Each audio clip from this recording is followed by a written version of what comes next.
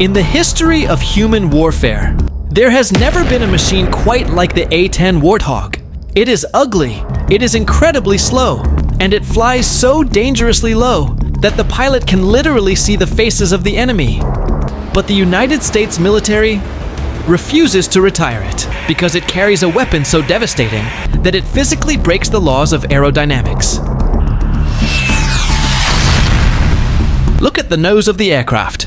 That is the GAU-8 Avenger. It is a 7-barrel gatling gun, the size of a Volkswagen car. It fires depleted uranium armor-piercing shells, the size of milk bottles. But there is a terrifying, highly classified problem. When the pilot pulls the trigger, the gun tries to destroy its own airplane. Why? To understand the terror of flying the A-10, you must understand pure physics. Every action has an equal and opposite reaction. When the massive Avenger cannon fires, it generates 10,000 pounds of recoil force. It is violently pushing the aircraft backward. But here is the nightmare. One of the A-10's engines only produces 9,000 pounds of forward thrust. When the pilot pulls the trigger, the weapon literally acts as a giant aerodynamic brake. If the pilot holds the trigger down for too long, the plane loses its forward momentum.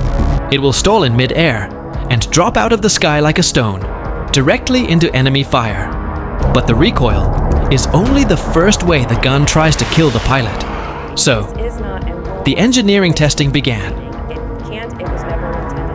Hypothesis 1. Just take this incredible gun and put it on a faster, stronger supersonic jet, like the F-16. The result? Total and absolute failure. Supersonic fighter jets are built from lightweight alloys. They are built for speed, not brute force.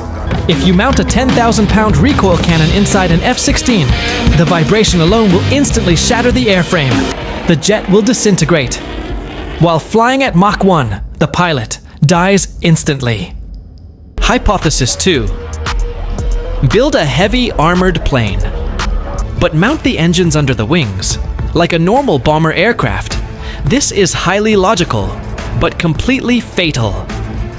When the Avenger cannon fires, it produces massive clouds of toxic, oxygen-deprived gun gas. If you put the jet engines under the wings, they will instantly inhale that explosive smoke. Without clean oxygen, the engines will choke. They will suffer a catastrophic double-engine flameout. The plane loses all power and crashes. The ultimate solution required engineers to do something completely insane. They did not build an airplane and put a gun inside it. Enter the flying gun. Engineers took the GAU-8 Avenger and literally built an armored bathtub around it. Look closely at the landing gear of the A-10. The front wheel is not in the middle.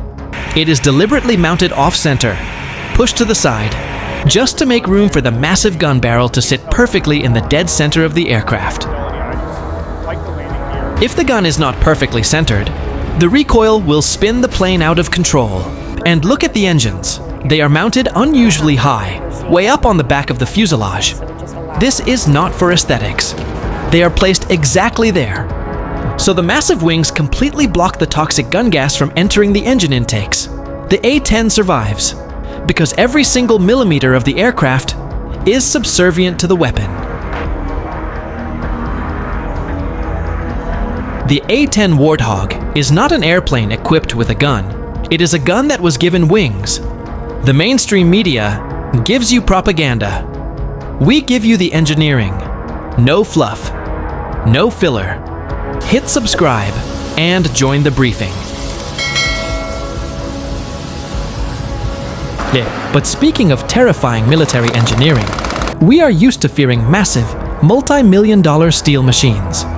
But the newest nightmare on the modern battlefield is made of cheap plastic.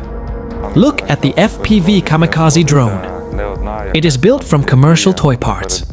It costs less than $500.